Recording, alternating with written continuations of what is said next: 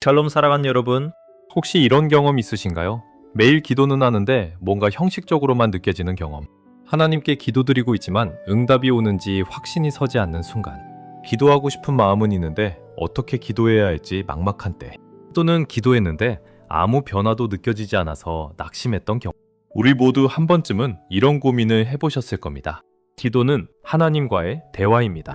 하지만 많은 신앙인들이 기도를 의무처럼 생각하거나 무언가를 얻기 위한 수단으로만 여기는 경우가 있습니다. 그러다 보니 기도가 짐이 되고 기쁨이 사라지고 결국 기도 생활이 점점 멀어지게 됩니다. 하지만 성경은 기도에 대해 놀라운 진리를 말씀하고 계십니다. 기도는 단순히 우리가 하나님께 무언가를 요구하는 것이 아니라 하나님과의 깊은 교제를 통해 그분의 마음을 알아가고 그분의 축복 안에 거하는 통로입니다. 오늘 이 시간 우리는 함께 성경이 가르치는 기도의 원리를 살펴보고 매일 하나님의 축복을 받는 구체적인 3가지 기도 방법을 배우게 될 것입니다. 이 방법들은 어렵거나 복잡하지 않습니다. 누구나 오늘부터 당장 실천할 수 있는 간단하지만 강력한 기도의 원리들입니다. 함께 차근차근 살펴보겠습니다. 안녕하세요. 여러분과 함께 신앙의 여정을 걷는 복음 전파입니다. 먼저 기도와 축복이 무엇인지 함께 알아보겠습니다. 기도라는 단어는 히브리어로 테필라인데 이것은 원래 자신을 판단한다는 의미를 가지고 있습니다.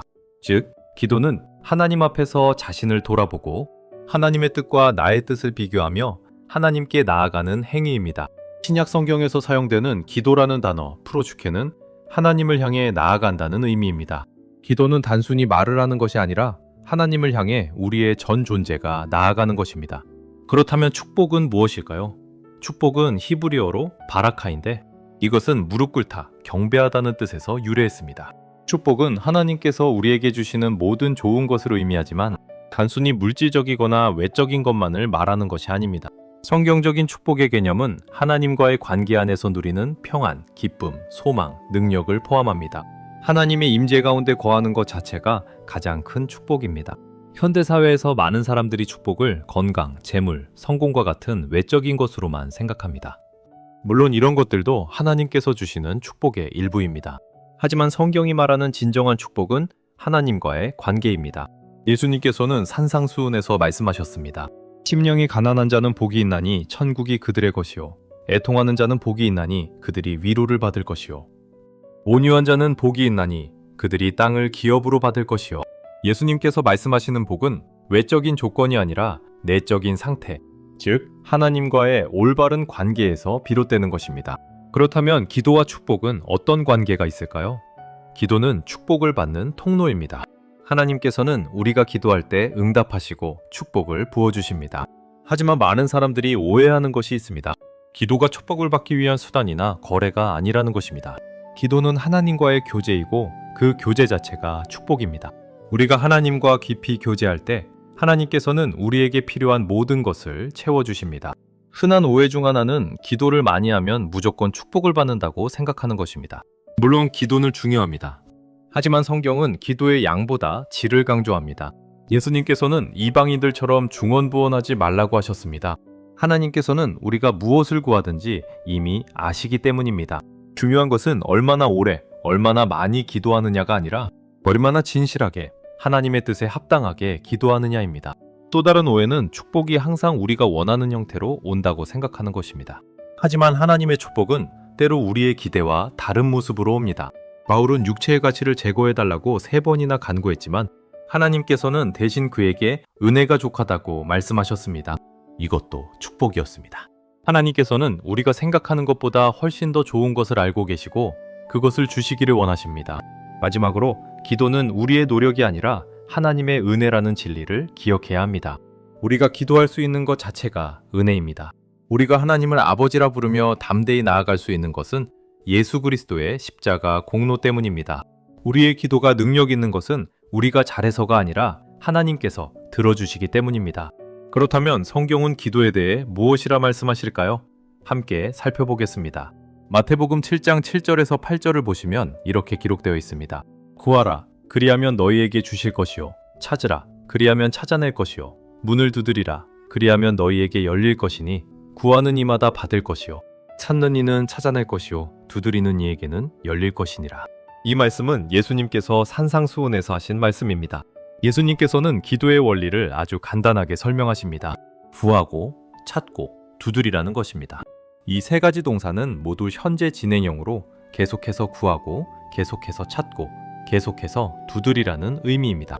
기도는 한 번으로 끝나는 것이 아니라 지속적으로 하나님께 나아가는 것임을 가르쳐 주십니다. 그리고 예수님께서는 약속하십니다. 구하는 이마다 받을 것이요, 찾는 이는 찾아낼 것이요, 두드리는 이에게는 열릴 것이라고 말입니다. 오늘 우리에게는 이것이 얼마나 큰 격려가 됩니까? 우리가 진실하게 구하면 하나님께서 반드시 응답하신다는 약속입니다. 요한복음 15장 7절을 보시면 이렇게 기록되어 있습니다. 너희가 내 안에 거하고 내 말이 너희 안에 거하면 무엇이든지 원하는 대로 구하라. 그리하면 이루리라. 이 말씀은 예수님께서 제자들에게 주신 약속입니다. 여기서 핵심은 내 안에 거하고 내 말이 너희 안에 거하면 이라는 조건입니다. 단순히 원하는 것을 구하면 다 이루어진다는 것이 아니라 예수님 안에 거하고 주님의 말씀이 우리 안에 거할 때 우리의 기도가 능력이 있다는 것입니다. 왜냐하면 예수님 안에 거할 때 우리의 원함이 하나님의 뜻과 일치하게 되기 때문입니다. 예수님의 말씀이 우리 안에 거할 때 우리는 하나님의 마음으로 기도하게 됩니다. 그러므로 이 말씀은 우리에게 기도의 비밀을 알려줍니다. 하나님과의 깊은 교제 가운데서 말씀 안에 거할 때 우리의 기도는 반드시 응답받는다는 것입니다. 야고보서 5장 16절을 보시면 이렇게 기록되어 있습니다. 그러므로 너희 죄를 서로 고백하며 병이 낫기를 위하여 서로 기도하라. 의인의 간구는 역사하는 힘이 큼이니라. 이 말씀은 기도의 능력에 대해 말씀하고 계십니다. 특별히 의인의 간구는 역사하는 힘이 크다고 하셨습니다. 여기서 의인이란 완벽한 사람을 말하는 것이 아닙니다. 하나님과 올바른 관계에 있는 사람, 하나님 앞에서 진실한 사람을 의미합니다. 그리고 역사하는 힘이 크다는 표현은 원문으로 보면 강력하게 일한다는 의미입니다. 우리의 기도가 단순히 말로 끝나는 것이 아니라 실제로 일을 이루고 변화를 만들어낸다는 것입니다. 오늘 우리에게는 이것이 얼마나 큰 위로가 됩니까? 우리가 하나님 앞에 진실하게 나아갈 때 우리의 기도는 능력이 있고 실제로 역사한다는 약속입니다. 빌립보서 4장 6절에서 7절을 보시면 이렇게 기록되어 있습니다. 아무것도 염려하지 말고 다만 모든 일에 기도와 간구로 너희 구할 것을 감사함으로 하나님께 아뢰라. 그리하면 모든 지각에 뛰어난 하나님의 평강이 그리스도 예수 안에서 너희 마음과 생각을 지키시리라. 이 말씀은 사도 바울이 빌립보 교회 성도들에게 쓴 편지의 일부입니다. 바울은 염려하지 말라고 하면서 대신 기도하라고 권면합니다. 그리고 기도할 때 감사함으로 하라고 말합니다. 여기서 우리는 기도의 또 다른 비밀을 발견합니다. 감사가 기도의 중요한 요소라는 것입니다. 우리가 감사함으로 기도할 때 하나님께서 평강을 주십니다. 이 평강은 모든 지각에 뛰어난, 즉 우리가 이해할 수 없는 초월적인 평강입니다. 세상이 주는 평안이 아니라 하나님께서 주시는 참된 평안입니다. 오늘 우리에게는 이것이 얼마나 필요합니까? 염려와 불안 가운데 있을 때 감사함으로 기도하면 하나님의 평강이 우리 마음을 지켜주신다는 약속입니다. 마태복음 6장 6절을 보시면 이렇게 기록되어 있습니다. 너는 기도할 때에 네 골방에 들어가 문을 닫고 은밀한 중에 계신 내 아버지께 기도하라. 은밀한 중에 보시는 내 아버지께서 갚으시리라. 이 말씀은 예수님께서 기도에 대해 가르치시면서 하신 말씀입니다. 예수님께서는 외식하는 자들처럼 사람에게 보이려고 기도하지 말라고 하시면서 골방에 들어가 은밀하게 기도하라고 하십니다. 여기서 골방은 단순히 물리적인 공간만을 의미하는 것이 아닙니다. 하나님과 나만의 친밀한 만남의 장소를 의미합니다. 그리고 은밀한 중에 보시는 하나님께서 갚으신다고 약속하십니다. 우리의 기도를 들으시고 반드시 응답하신다는 것입니다. 오늘 우리에게는 이것이 무엇을 의미합니까? 기도는 하나님과 나만의 친밀한 시간이며 그 진실한 기도를 하나님께서는 반드시 보시고 응답하신다는 것입니다. 에베소서 6장 18절을 보시면 이렇게 기록되어 있습니다. 모든 기도와 간구를 하되 항상 성령 안에서 기도하고 이를 위하여 깨어 구하기를 항상 힘쓰며 여러 성도를 위하여 구하라. 이 말씀은 사도 바울이 에베소 교회 성도들에게 영적 전쟁에 대해 가르치면서 한 말씀입니다. 바울은 모든 기도와 간구를 하되 성령 안에서 기도하라고 말합니다. 성령 안에서의 기도는 우리의 생각과 뜻이 아니라 성령님의 인도하심을 따라 기도하는 것을 의미합니다. 그리고 항상 깨어 있으라고 하십니다. 기도는 영적인 싸움이기 때문에 깨어 있어야 합니다. 또한 다른 성도들을 위해서도 기도하라고 하십니다. 기도는 나만을 위한 것이 아니라 다른 형제자매들을 위한 것이기도 합니다. 오늘 우리에게는 이것이 무엇을 가르쳐 줍니까? 기도는 성령님의 도우심으로 깨어있는 마음으로 다른 사람들을 위해서도 해야 한다는 것입니다. 데살로니가전서 5장 16절에서 18절을 보시면 이렇게 기록되어 있습니다. 항상 기뻐하라, 쉬지 말고 기도하라, 범사에 감사하라. 이것이 그리스도 예수 안에서 너희를 향하신 하나님의 뜻이니라. 이 말씀은 사도 바울이 데살로니가 교회 성도들에게 준 권면입니다. 바울은 세 가지를 명령합니다. 항상 기뻐하라, 쉬지 말고 기도하라, 범사에 감사하라. 그리고 이것이 하나님의 뜻이라고 말합니다. 특별히 쉬지 말고 기도하라는 명령은 우리에게 중요한 교훈을 줍니다. 기도는 특정한 시간에만 하는 것이 아니라 삶 전체가 기도가 되어야 한다는 것입니다. 하나님과의 지속적인 교제 가운데 살아가는 것, 그것이 쉬지 않고 기도하는 것입니다. 오늘 우리에게는 이것이 무엇을 의미합니까? 기도는 우리 삶의 일부가 아니라 우리 삶 전체가 되어야 한다는 것입니다. 지금까지 우리는 기도에 대한 성경의 가르침을 살펴보았습니다. 이제 구체적으로 매일 하나님의 축복을 받는 3가지 기도 방법을 함께 나누겠습니다. 첫째로 감사의 기도입니다. 매일 아침 눈을 뜨면 가장 먼저 감사의 기도를 드리십시오. 감사는 기도의 가장 강력한 열쇠입니다. 빌립보서 4장 6절에서 보았듯이 하나님께서는 우리가 감사함으로 기도하기를 원하십니다. 감사의 기도가 왜 중요할까요? 감사는 우리의 시선을 문제에서 하나님께로 돌립니다. 우리가 어려운 상황에 있을 때 우리는 자연스럽게 문제에 집중하게 됩니다. 하지만 감사는 우리의 눈을 들어 하나님을 바라보게 합니다. 하나님께서 이미 우리에게 주신 것들을 기억하게 합니다. 그리고 그 기억이 우리에게 소망을 줍니다. 그렇다면 구체적으로 어떻게 감사의 기도를 드릴까요? 아침에 일어나면 침대에서 일어나기 전 5분만 시간을 내십시오. 눈을 감고 조용히 하나님께 감사할 것들을 떠올려 보십시오. 오늘도 숨쉬게 하신 것, 하루를 시작할 수 있게 하신 것, 가족이 있다는 것, 집이 있다는 것, 먹을 것이 있다는 것, 아주 작은 것부터 시작하십시오. 처음에는 3가지만 감사해도 좋습니다. 익숙해지면 5가지, 10가지로 늘려가십시오. 중요한 것은 진심으로 감사하는 것입니다. 형식적으로 나열하는 것이 아니라 하나하나를 마음으로 느끼며 감사하십시오. 감사의 기도를 드릴 때 주의할 점이 있습니다. 감사를 조건으로 만들지 마십시오. 모든 것이 잘 될 때만 감사하는 것이 아니라 어려운 상황에서도 감사할 수 있어야 합니다. 사도 바울은 범사에 감사하라고 했습니다. 범사는 모든 일, 모든 상황을 의미합니다. 좋은 일만이 아니라 어려운 일 가운데서도 감사할 수 있는 것을 찾으십시오. 이것이 믿음입니다. 하나님께서 모든 것을 합력하여 선을 이루신다는 믿음으로 감사하는 것입니다. 감사의 기도를 시작하면 어떤 변화가 일어날까요? 첫째, 우리의 마음이 평안해집니다. 감사는 불평과 원망을 몰아냅니다. 감사할 때 우리 마음에 하나님의 평강이 임합니다. 둘째, 우리의 시각이 바뀝니다. 감사는 우리가 가진 것에 집중하게 합니다. 우리는 자주 없는 것에 집중하며 불행해집니다. 하지만 감사는 우리가 이미 가진 풍성한 축복을 보게 합니다. 셋째, 우리와 하나님의 관계가 깊어집니다. 감사는 하나님의 선하심을 인정하는 것입니다.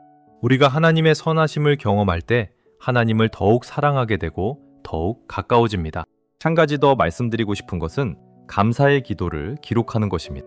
작은 노트를 하나 준비하셔서 매일 아침 감사한 것들을 적어보십시오. 글로 쓰면 더욱 분명해지고 나중에 다시 읽어볼 수 있습니다. 힘든 시간이 올 때 그 감사 노트를 꺼내 읽어보십시오. 하나님께서 그동안 얼마나 많은 것을 주셨는지 기억하게 될 것입니다. 그리고 그 기억이 현재의 어려움을 이겨낼 힘을 줄 것입니다. 둘째로 말씀 안에서의 기도입니다. 요한복음 15장 7절에서 예수님께서 말씀하셨습니다. 내 말이 너희 안에 거하면 무엇이든지 원하는 대로 구하라. 그리하면 이루리라. 말씀이 우리 안에 거할 때 우리의 기도는 능력이 있습니다. 그렇다면 어떻게 말씀 안에서 기도할 수 있을까요? 매일 성경을 읽으십시오. 하루에 한 장이라도 좋습니다. 성경을 읽으면서 마음에 와닿는 구절을 찾으십시오. 그 구절을 천천히 묵상하십시오. 그리고 그 말씀을 가지고 기도하십시오. 예를 들어 설명하겠습니다. 어느 날 아침 여러분이 시편 23편을 읽었다고 상상해 보십시오. 여호와는 나의 목자시니 내게 부족함이 없으리로다. 이 구절이 마음에 와닿습니다. 그러면 이 구절을 가지고 기도하는 것입니다. 하나님, 당신은 나의 목자이십니다. 나를 인도하시고 돌보시는 분이십니다. 내게는 부족함이 없습니다. 왜냐하면 당신이 나와 함께 하시기 때문입니다. 오늘도 나를 인도해 주시고 필요한 모든 것을 채워 주시옵소서. 이렇게 말씀을 자신의 기도로 만드는 것입니다. 말씀 안에서의 기도가 왜 중요할까요? 첫째, 말씀은 하나님의 뜻을 알려줍니다. 우리가 무엇을 기도해야 할지 모를 때 말씀이 우리에게 방향을 제시합니다. 둘째, 말씀은 믿음을 줍니다. 로마서 10장 17절은 말합니다. 믿음은 들음에서 나며 들음은 그리스도의 말씀으로 말미암았느니라. 말씀을 들을 때, 읽을 때, 묵상할 때 우리의 믿음이 자랍니다. 셋째, 말씀은 우리의 기도를 하나님의 뜻과 일치시킵니다. 우리가 말씀 안에서 기도할 때 우리는 하나님의 마음으로 기도하게 됩니다. 구체적으로 어떻게 실천할 수 있을까요?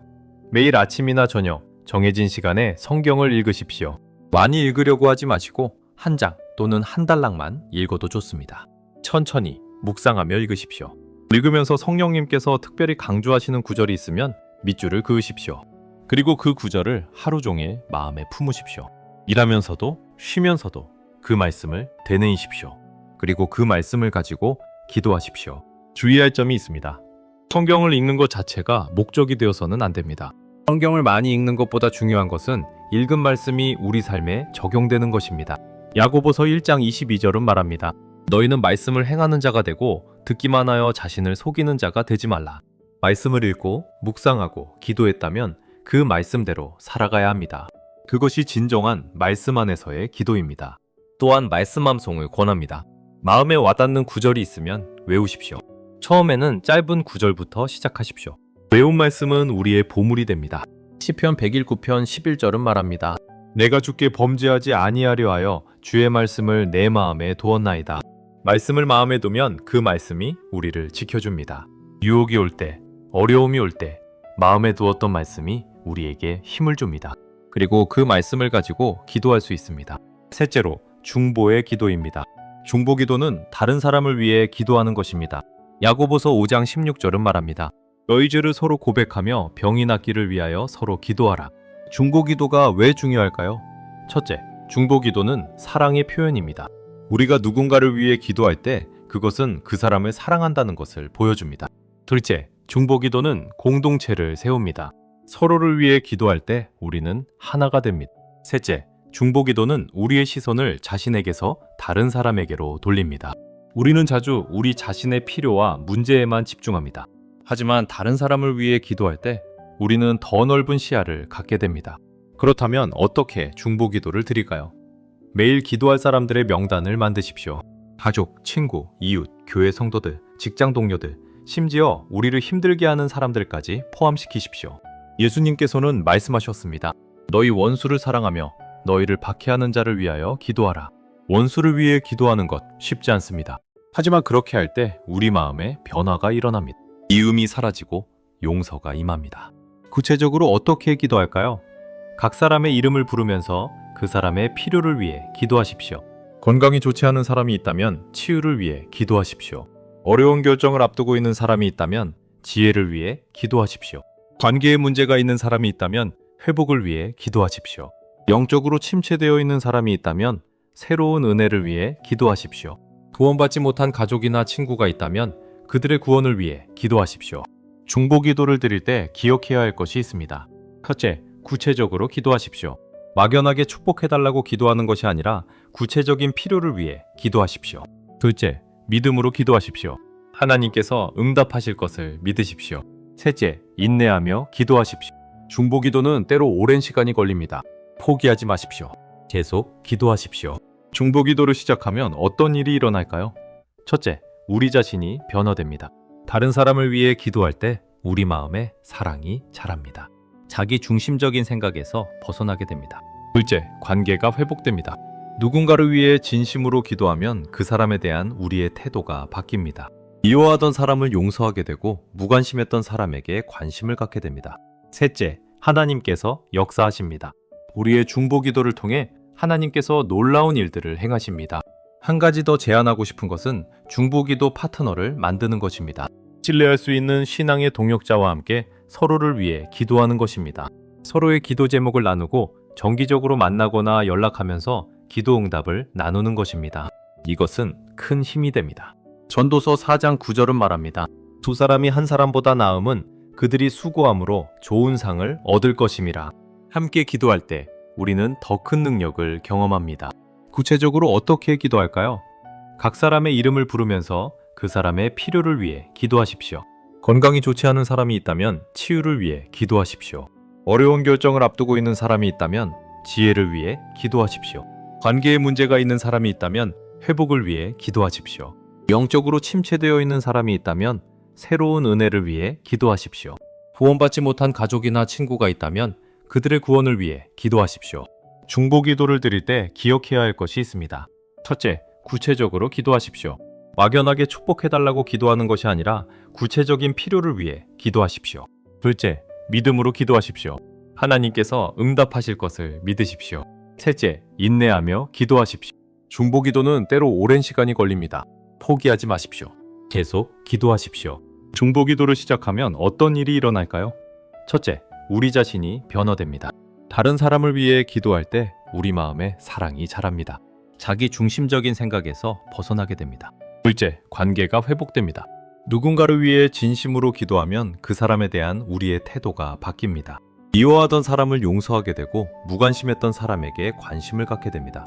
셋째, 하나님께서 역사하십니다. 우리의 중보 기도를 통해 하나님께서 놀라운 일들을 행하십니다. 한 가지 더 제안하고 싶은 것은 중보 기도 파트너를 만드는 것입니다. 신뢰할 수 있는 신앙의 동역자와 함께 서로를 위해 기도하는 것입니다. 서로의 기도 제목을 나누고 정기적으로 만나거나 연락하면서 기도 응답을 나누는 것입니다. 이것은 큰 힘이 됩니다. 전도서 4장 9절은 말합니다. 두 사람이 한 사람보다 나음은 그들이 수고함으로 좋은 상을 얻을 것임이라. 함께 기도할 때 우리는 더 큰 능력을 경험합니다. 지금까지 매일 하나님의 축복을 받는 3가지 기도 방법을 함께 살펴보았습니다. 감사의 기도, 말씀 안에서의 기도, 중보의 기도. 이 3가지는 서로 연결되어 있습니다. 감사의 기도는 우리 마음을 준비시킵니다. 말씀 안에서의 기도는 우리의 기도를 하나님의 뜻과 일치시킵니다. 중보의 기도는 우리의 기도를 다른 사람들에게까지 확장시킵니다. 이 3가지를 매일 실천할 때 우리는 하나님의 풍성한 축복을 경험하게 될 것입니다. 마지막으로 기억하십시오. 기도는 의무가 아니라 특권입니다. 우리가 전능하신 하나님께 직접 나아가 아뢰자라고 부를 수 있다는 것. 이것이 얼마나 놀라운 은혜입니까? 히브리서 4장 16절은 말합니다. 그러므로 우리는 긍휼하심을 받고 때를 따라 돕는 은혜를 얻기 위하여 은혜의 보좌 앞에 담대히 나아갈지니라. 우리는 담대히 나아갈 수 있습니다. 예수 그리스도의 보혈로 말미암아 우리는 하나님 앞에 담대히 설 수 있습니다. 오늘도 이 시간을 통해 주님께 영광 돌립니다. 이제 오늘의 묵상을 마무리하며 함께 기도하겠습니다. 사랑하는 하나님 아버지, 오늘 이 시간 주님의 말씀을 통해 기도의 놀라운 특권과 능력을 배웠습니다. 우리가 전능하신 하나님께 직접 나아가 기도할 수 있다는 것이 얼마나 큰 은혜인지 깨닫게 하여 주셔서 감사합니다. 하나님 아버지, 우리가 매일 감사의 기도로 하루를 시작하게 하여 주옵소서. 이미 주신 것들을 기억하며 감사할 때 우리 마음에 평안과 기쁨이 넘치게 하여 주옵소서. 염려와 불안 대신 감사와 찬양이 우리 입에서 나오게 하여 주옵소서. 주님, 우리가 말씀 안에서 기도하게 하여 주옵소서. 매일 주님의 말씀을 읽고 묵상하며 그 말씀이 우리 안에 거하게 하여 주옵소서. 말씀으로 우리의 기도를 인도하시고 우리의 기도가 주님의 뜻과 일치하게 하여 주옵소서. 하나님 아버지, 우리가 다른 사람들을 위해 중보하는 자들이 되게 하여 주옵소서. 가족과 친구, 이웃과 동료들, 그리고 우리를 힘들게 하는 사람들까지도 위해 기도하게 하여 주옵소서. 중보 기도를 통해 우리 마음에 사랑이 자라게 하시고 관계들이 회복되게 하여 주옵소서. 주님, 우리의 기도를 들으시고 응답하여 주옵소서. 우리가 구할 때 주시고 찾을 때 찾게 하시고 두드릴 때 열어주시는 하나님을 찬양합니다. 우리의 기도가 능력이 있고 실제로 역사한다는 것을 믿게 하여 주옵소서. 이제 편히 쉬며 주님의 평안을 누리게 하여 주옵소서. 오늘 밤 주님의 품 안에서 안전하게 지켜주시고 내일도 주님과 함께 새로운 하루를 시작하게 하여 주옵소서. 우리의 삶 전체가 주님께 드리는 기도가 되게 하여 주옵소서. 살아가는 주님, 홀로 영광 받으시옵소서. 살아계신 예수 그리스도의 이름으로 기도드립니다. 아멘. 마라나타, 주 예수여, 어서 오시옵소서. 편안한 밤 되십시오. 주님의 평안이 여러분과 함께 하시기를 기도합니다. 안녕히 주무십시오.